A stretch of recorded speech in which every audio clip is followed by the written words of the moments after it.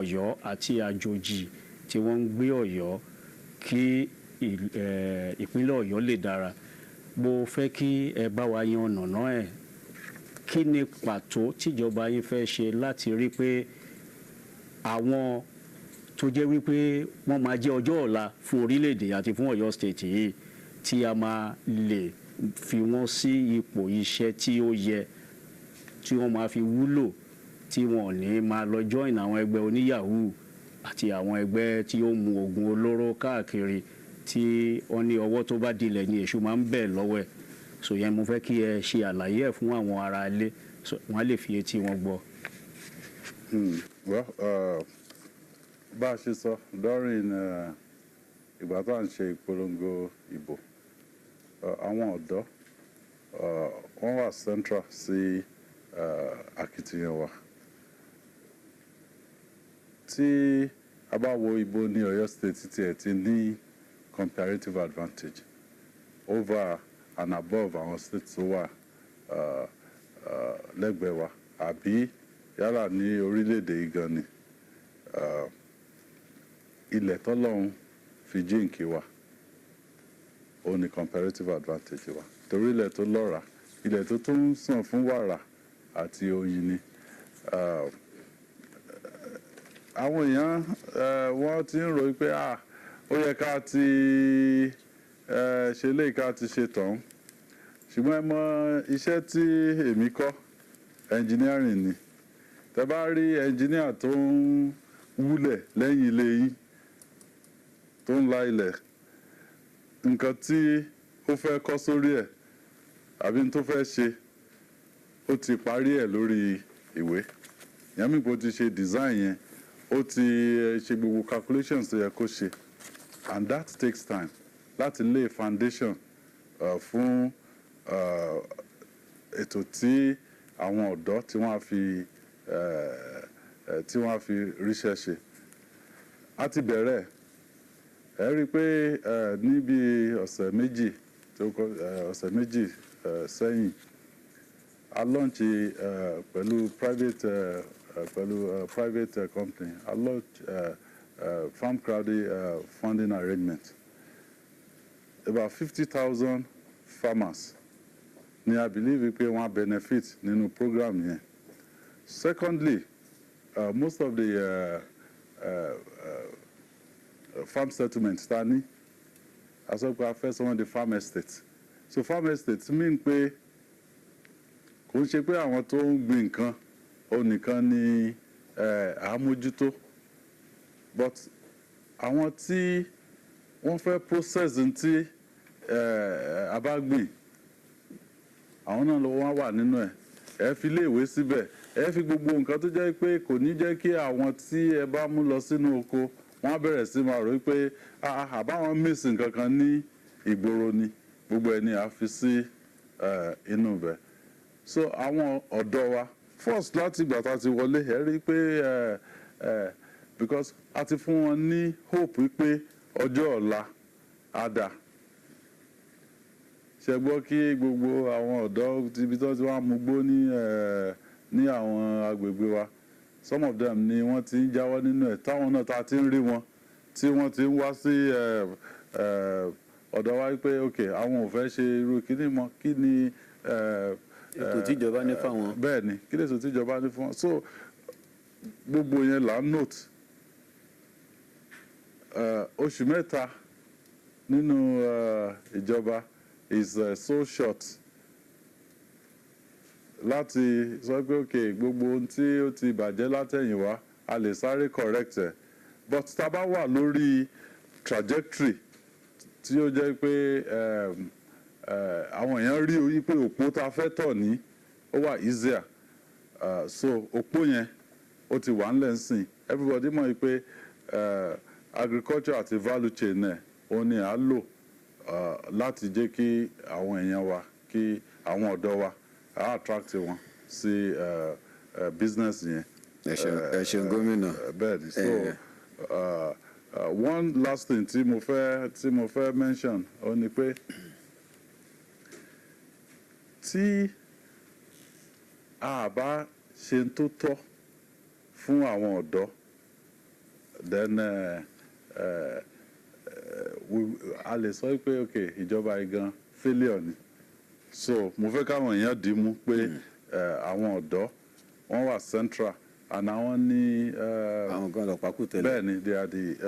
the main focus wa. mo rò pé gbogbo ara lé ẹ ń fọkàn bá wa bọ̀ ẹ sì ń farabalẹ̀ gbọ́ àlàyé gómìnà bó ṣe rí ni wọ́n ti ń sọ yẹn. Ìbéèrè táwọn ó béèrè kò ní pọ̀ púpọ̀ torí ká lè fààyè lẹ̀ fẹ̀yìn ara lé ṣùgbọ́n síbẹ̀síbẹ̀ yóò yípo káríkárí lọ́lá àìsínbẹ̀ láì dáhùn sí. gómìnà gómìnà wa ẹ ṣeun akínyìn ẹ kú iṣẹ́ ìlú a sì gbàdúrà pé yóò máa ju yín ṣe. Ìbéèrè tèmi ó dá lórí ètò ẹ̀kọ́ ṣùgbọ́n agbọn ibi tí mo fẹ́ gbà wọlé ó yàtọ̀ sí èyí tí Fathia tó sọ nípa àwọn akẹ́kọ̀ọ́ tí wọ́n máa ń rìn kiri ojú títì. àwọn ọmọ kéékèèké. Nínú àgbékalẹ̀ àwọn èròǹgbà tí àfojúsùn yín tẹ́ pè ní roadmap fún ìdàgbàsókè ètò ẹ̀kọ́ nípìnlẹ̀ yìí láàrin ọdún 4 tí ó ti bẹ̀rẹ̀ tí ẹ ti lo 100 ọjọ́ níbẹ̀ ẹ̀ ń fi yé wa wípé ìjọba yín yóò mú àgbéga bá ètò ẹ̀kọ́ ṣùgbọ́n tí a bá wo ètò ẹ̀kọ́ nípìnlẹ̀ Ọ̀yọ́ ó dàbí ẹni wípé ebu ẹ̀yìn ó ti bà díẹ̀díẹ̀ kí n bẹ̀rẹ̀ lórí ìdánwò oníwèé mẹ́wàá WAEC ti ọdún tó kọjá 2018 tó jẹ́ pé ipò 26 26 nínú àwọn ìpínlẹ̀ 36 ta níbi wípé àwọn ìpínlẹ̀ 10 péré òun náà ni a gbé eléyìí ó dàbí ẹni pé kò dáa rárá tí bá tún ní kí n wò ó a rí àwọn akẹ́kọ̀ọ́ tó jẹ́ pé ìmíì wà ní kíláàsì girama kékeré tá à ń pè ní JSS3 tó gbẹ̀yìn ní girama kékeré ìmíì wà ní kíláàsì ti girama àgbà SS1 SS2 SS3 ṣùgbọ́n tí wọ́n lè dá ìwé kà tẹ́ bá gbé ìwé lé wọn lọ́wọ́ báyìí wọ́n máa wò ó bíi fọ́tò ni ọ̀nà owó wa lè fẹ́ gbà tó yàtọ̀ sí nǹkan tí àwọn ìjọba tàtẹ̀yìnwá ti ń ṣe láti mú àgbéga bá ètò ẹ̀kọ́ nítorí pé ṣé dandan wí ọmọ páàsì kò páàsì kọ́ bọ́ sí kíláàsì tó tún kàn tó bá jẹ́ pé báyìí ló bá ń rí mo rò pé téèyàn á fẹ́ dàbí pé bàbá ju abẹ̀bẹ̀ sókè nígbàgbà kó má máa fi ibi pẹ̀lẹ́bẹ̀ náà ni ó máa fi lélẹ̀ ṣùgbọ́n kọ́rọ̀ ètò ẹ̀kọ́ wa máa dà báyìí nípínlẹ̀ Ọ̀yọ́ kí ni ìjọba yín fẹ́ ṣe lórí láti mú àgbéga bá ètò ẹ̀kọ́. bẹ́ẹ̀ ṣe fẹ́ tún rọ. mo mú ìwé kan dání nígbà tí mo ń bọ̀ mi wọ́n pé question yà jẹyọ but mo fẹ́ fi hàn àwọn ará ilé ni tẹ́lẹ̀ ṣùgbọ́n màá fi hàn wọ́n màá tó wá sọ̀rọ̀ nípa ẹ̀. ìwé yìí solutions sí past SchoolSat àti WASC question papers ni láti 2012 títí dé 2018. ìyẹn ni ọ̀nà àbáyọ sí ìdánwò aláṣẹjáde oníwèé mẹ́wàá. bẹ́ẹ̀ ni ìgbà tèmi wà ní secondary school tí mo fẹ́ níbi iṣẹ́ Phillips Academy bí ni kò ń ṣe ISI o. kì í ṣe jìnnà rere. bẹ́ẹ̀ ni ìgbà yẹn a lọ máa ń wá àwọn ẹ̀gbọ́n ní agboolé ni tó ti ṣe ìdánwò yẹn sẹ́yìn láti gba past question papers lọ́wọ́ wọn láti fi prepare fún exams títí wa. ǹtẹ́ bá ti fi gba gúgúrú. bẹ́ẹ̀ ni but àṣewé yìí a fún àwọn ọmọ wa tí wọ́n bá fẹ́ ṣe ìdánwò SS3. gómìnà kẹ́ tó lọ ẹni àṣewé ó túmọ̀ sí pé ẹ̀yin lẹ́sẹ̀ṣẹ̀ kó jọ. bẹ́ẹ̀ni ẹ jẹ́ káwọn ará ilé ó mọ̀. bẹ́ẹ̀ni kò sí rẹ̀ ní Ọ̀yọ́ state rí tẹ́lẹ̀ àṣẹ initiative ìjọba yìí ni láti ṣe bọ̀ kò ń ṣe ìwé yìí nìkan ni àwa ṣe a ti ṣètò tó jẹ́ pé ní àwọn teachers wa wọ́n á bẹ̀rẹ̀ sí máa kọ́ àwọn ọmọ tó bá fẹ́ ṣèdánwò yìí wọ́n máa ṣe extra lessons fún wọn tó dẹ̀ wà mandatory kò ń ṣe ilé ẹ̀kọ́ ìjọba nìkan even ilé ẹ̀kọ́ aládàáni torí tá a bá ṣe gbogbo exam yẹn tí wọ́n bá ṣe exam tó bá fẹ́ evaluate Ọ̀yọ́ state kò ń ṣe people in government schools nìkan ni wọ́n máa evaluate and it's also free fáwọn náà á fún wọn free ni ẹ rí i pé wọ́n ti kọ not for sale sí so wọ́n máa ṣe lecture of maths àti English. ẹ dákun gómìnà kẹ́ tó kù lórí yẹn ẹ ní ọ̀fẹ́ ni ṣé ẹ ka iye iléèwé tí ń bẹ lẹ́ẹ̀fì kọ̀ọ̀kan ránṣẹ́ sí iléèwé kọ̀ọ̀kan àbáwọn ọmọ tó fẹ́ ṣèdánwò. ọmọ kọ̀ọ̀kan tó fẹ́ ṣèdánwò. ẹ̀ là lọ́rọ̀ ní ìwé dákun bẹ́ẹ̀ ni gbogbo àwọn ọmọ kọ̀ọ̀kan tó bá fẹ́ ṣèdánwò òun ni àá fún wọn lélẹ̀ àá fún àwọn teachers wọn náà àwọn teachers tí wọ́n á kọ́ wọn àá fún wọn ní ìjọ Monday sí Thursday láti 2:30 aago 2:30 ọ̀sán títí di aago 4:00 wọ́n máa kọ́ wọn. wákàtí méjì. bẹ́ẹ̀ ni àá gbé àwọn teachers yẹn àá gbé wọn káàkiri schools ibi tí teacher kan bá ti ń lecture ọ̀tọ̀ ní school tí àá gbé lọ fún nǹkan mọ̀jẹ̀ tó ti ń kọ́ wọn bọ̀ látàárọ̀ tẹ́lẹ̀. bẹ́ẹ̀ ni ó ní a máa kọ́ wọn and then níjọ́ sátidé látago 9 àárọ̀ sí aago 1 wọ́n á bẹ̀rẹ̀ sí kọ́ wọn ní àwọn past question papers yìí a nígbàgbọ́ pé àwọn ọmọ wa tí wọ́n á ṣèdánwò ní May June ní next year gbogbo àná ni a rí yàtọ̀ nínú èsì tí a gbọ́ pẹ̀lú ògo Ọlọ́run. bẹ́ẹ̀ ni so mo fẹ́ fi àsìkò yìí mo fẹ́ fi rọ àwọn òbí wa ni torí pé ìjọba nìkan ò lè dá ṣe tí ẹ bá ń ròyìn pé ọmọ tó yẹ kó bá mi kiri ẹ̀kọ́ lọ àbí kó bá mi kiri àkàrà lọ tẹ wá sọ pé kó lọ sí school mo fẹ́ bẹ̀ ẹ̀yin òbí wa ni ọmọ ìyá alákàrà náà lèmi náà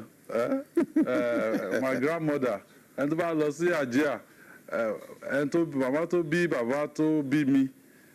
ara àwọn tó máa ń ta oúnjẹ fún wọn ní school ni gbogbo alamọ ní primary school tẹ́ bá ti rí ìyá alásàárò tó ti dé ẹ mọ̀ pé break ti fẹ́ tó nìyẹn màmá yẹn dẹ̀ máa ń dín àkàrà ta ni ṣùgbọ́n ó gbà kí ọmọ ẹ̀ kó lọ sí ilé ẹ̀kọ́ torí ẹ̀ lèmi ṣe lè jókòó síbi tí mo jókòó sí lẹ́ni sọ wọ́n sọ pé ẹni tó yẹ kó lọ bá mi kiri ẹ̀kọ́ lọ ọ̀ kó bá mi kiri àkàrà lọ ṣẹlẹ̀ táwọn ọmọ yìí bá ṣe oríire tán kò sí iye tí ẹ̀ ń fẹ́ tí wọn ò ní lè fún yín so mo fẹ́ rọ àwọn òbí wa ní. ìwúrí láti ẹni fún bí ọmọ. ẹ jẹ́ kí àwọn ọmọ wa kí wọ́n lọ ṣe extra lessons tí ìjọba fẹ́ fún wọn lọ́fẹ̀ẹ́ lágbára Ọlọ́run mo gbà pé àwọn ọmọ wa wọ́n á ṣe oríire. àmín. tó ẹ jẹ́ kí àjọ máa fọkàn bára wa bọ̀ ọmọ yí biribiri ayé kan kálukú náà ni ó ti yí kan níyì báyìí ọ̀yà fi ìgbé ńlẹ̀. ẹ ṣeun mo kí gómìnà wa pé ẹ kú ìfọmọnìyàn ṣe a kú oríire alẹ́pẹ̀ lájọ̀dún náà pé 100 ọjọ́ ó ti pé ọ̀pọ̀lọpọ̀ àwọn ìlérí ni ẹ sì ti ṣe fún àwọn ará ìpínlẹ̀ Ọ̀yọ́ mo bá ẹnìkan sọ̀rọ̀ tí ó ń gbé ní ibi tẹ́ ń gbé nílùú òyìnbó nígbà tí a ní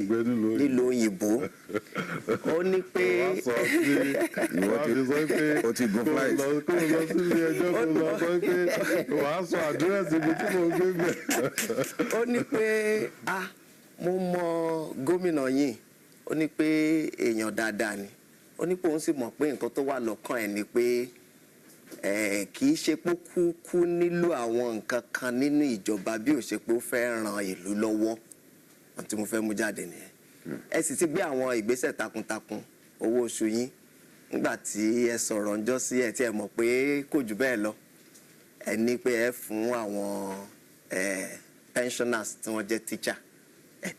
ẹ sì ti mú ìlérí yín ẹ ti mú ṣẹ èmi wá fẹ́ gba ibì kan yọ lórí ọ̀rọ̀ ọ̀dọ́ náà tún ni ilé ìwé LAUTECH ká yín lára dá jọjọ nígbà kẹ́ tó di gómìnà gan ni ó jẹ́ pé ẹ jìnnà sí wọn ẹ nawọ́ ìrànlọ́wọ́ sílé ìwé yìí ọ̀pọ̀lọpọ̀ àwọn èèyàn wá ń wò pé láti bá a jẹ́ pé kí ilé ìwé yìí kó kú lè dúró dáadáa bó tilẹ̀ jẹ́ pé wọ́n ti wọlé báyìí tí wọ́n sì ń ṣe ẹ̀kọ́ wọn lọ wọ́n nírètí pé ìjọba ìpínlẹ̀ Ọ̀yọ́ òkùnkùn gba ilé ìwé yìí àbí báwo ló ṣe wá di pé ó lọ́jà ṣó difficult tó bẹ́ẹ̀ ni láti kúkú jẹ́ pé gẹ́gẹ́ gbogbo ẹ̀ ṣe máa sọ pé tí ewúrẹ́ bá jẹ́ ewúrẹ́ gbogbo àdúgbò ebi lè rọra máa pa díẹ̀díẹ̀ ṣùgbọ́n tó bá jẹ́ pé ewúrẹ́ tẹnìkan ebi ò ní pa kí ni èròǹgbà ìjọba yín fún ilé ìwé LAUTECH? Okay, o ṣeun níyì. Only yesterday ni the governing council LAUTECH wọ́n wá bá mi. They paid a courtesy visit to the government office. Ọ̀rọ̀ tí a jọ ń sọ wẹ́rẹ́ gbogbo ẹ̀ náà ni mo sọ fún wọn. As a matter of fact, àwọn akẹ́kọ̀ọ́ LAUTECH ó yẹ kí wọ́n bẹ̀rẹ̀ exam wọn ó yá ní towards the end of this week ní àbọ̀sẹ̀ tó ń bọ̀ ṣùgbọ́n wọ́n sọ fún mi pé disruptions á wà torí pé àwọn teachers wọn àwọn lecturers wọn ò rówó oṣù gbà. Head of service ló jókòó sí ọkàn mi ìgbà tí wọ́n gbé fáìlì LAUTECH wá gbogbo ẹ̀ ni mo sign ni mo fọwọ́ sí ṣùgbọ́n torí pé Ọ̀ṣun àti Ọ̀yọ́ ló jọ ní wọ́n ní Ọ̀yọ́ state á sanwó oṣù gbogbo àwọn òṣìṣẹ́ wọn láti January títí di June then Ọ̀ṣun àwọn bẹ̀rẹ̀ ní July títí di December. Ìbí òjò bí. Ṣùgbọ́n ní bá a ṣe ń sọ̀rọ̀ yìí wọ́n ti sọ pé Ọ̀ṣun ò tí ì san owó yẹn ẹ mọ̀ wípé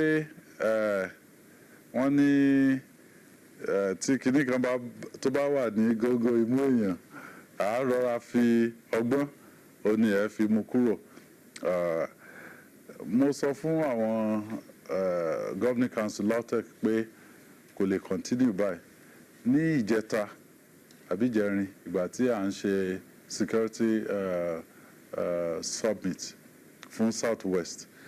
gómìnà ìpínlẹ̀ Ọ̀ṣun Gbóyèga Oyètọ́lá àjọsọ because wọ́n sign agreement ní 2010 between gómìnà ìpínlẹ̀ Ọ̀yọ́ nígbà yẹn Governor Kala àti Governor Ọlágúnsóyè Oyinlọ́lá wọ́n ti sign agreement yẹn pé kóníkálùkù lọ lọ́tọ̀ọ̀tọ̀ bí wọ́n á dẹ̀ ṣe pín asset wọn wọ́n ti fi síbẹ̀ ṣùgbọ́n fún ìdí kan àbídí míì 9 years later wọn ò tí ì implement ẹ̀ èmi àti gómìnà Gbóyèga Oyètọ́lá a agree pé à á ṣèpàdé lórí ẹ̀ mo nígbàgbọ́ pé kò ní pẹ́ yanjú as a matter of fact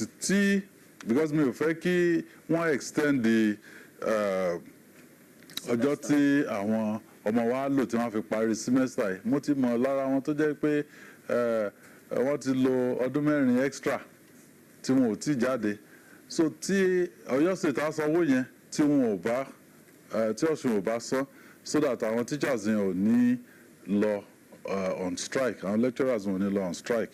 and those are the things tí a fi sórí table tá a bá bẹ̀rẹ̀ sí sọ̀rọ̀ nípa ẹ̀. bóòlù ọjọ́ iwájú ṣe wá rí lẹ́yìn tàbí tẹ́ ẹ bá ká nípa ẹ̀ tún san owó yìí bóyá ìpín tọ̀ṣun tí Ọ̀yọ́ san tó di mẹ́rù bóyá torí pé ẹ fẹ́ gbà padà tó bá yá ní o àbí ẹ kàn máa san lọ bẹ́ẹ̀ kí ni káwọn èèyàn ó máa retí lọ́jọ́ iwájú. tí káwọn èèyàn wá retí ni pé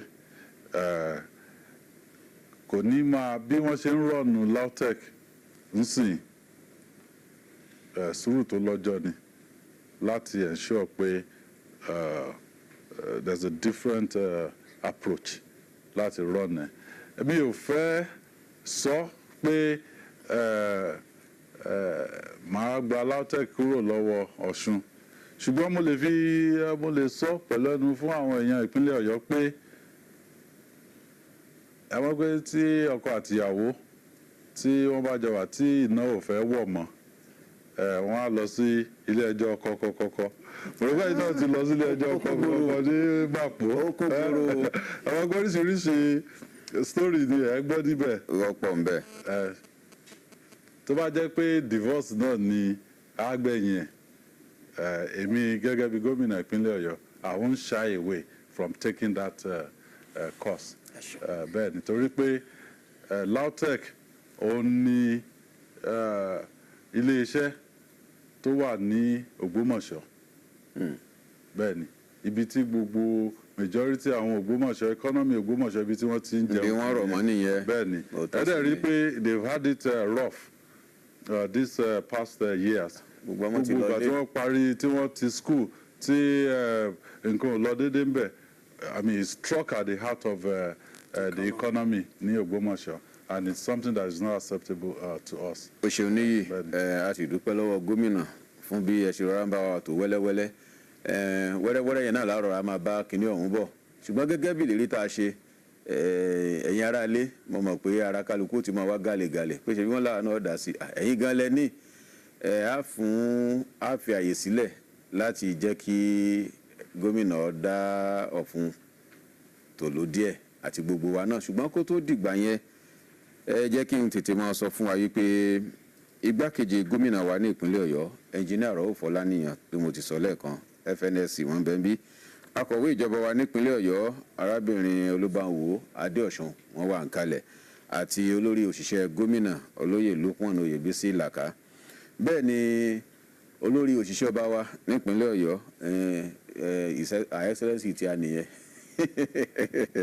Alhaja Ọlọ́ládé Agboola àwọn náà gbẹ̀yìn tó fi mọ́ igbákejì olórí òṣìṣẹ́ gómìnà Ọ̀nìbò Abdulmajid Ògbọ́njúbọ́lá wọn bẹ ní àárín wa bí alága ìgbìmọ̀ tó ń dá gómìnà àtijọba ìpínlẹ̀ Ọ̀yọ́ nímọ̀ràn ìyẹn Chairman Advisory Council gẹ́gẹ́ bí mo ti sọ lẹ́ẹ̀kan aṣòfin àgbà Senator Ose Ayọ̀lá Agboola àjọwànú ètò yìí ní lónìí tó fi mọ́ Honorable Yẹmí Táíwò láti ilé ìgbìmọ̀ aṣojúṣòfin nílùú Àbújá láti ẹkùn Ìbàràpá gbogbo àwọn olùrànlọ́wọ́ gómìnà àwọn amúgbálẹ́gbẹ̀ẹ́ gómìnà àwọn akọ̀wé ìjọba àwọn alága iléeṣẹ́ lájọlájọ wọn bẹ́ẹ̀ bí tó bá tásìkò mò ń bọ̀ lórí àwọn kọmíṣánná ṣùgbọ́n ní báyìí a fẹ́ rọra tó mú nǹkan mẹ́wàá sójú òwòrán yín tá a bá padà dé ọ̀dọ̀dọ̀ ẹ̀yin ará ilé ẹ máa gbáradì lẹ̀.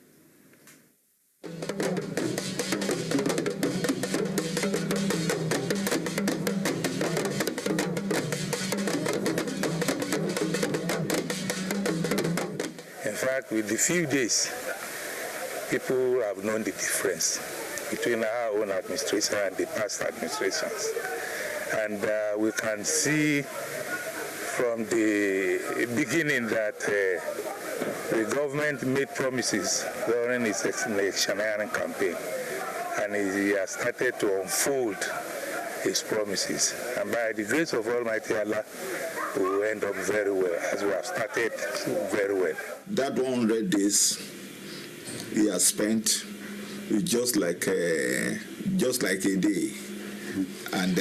when he spends 4 years, it will be just like one year, because people are enjoying him. You see, when the temperature of rulership is hot, people will be perspiring. People are not perspiring.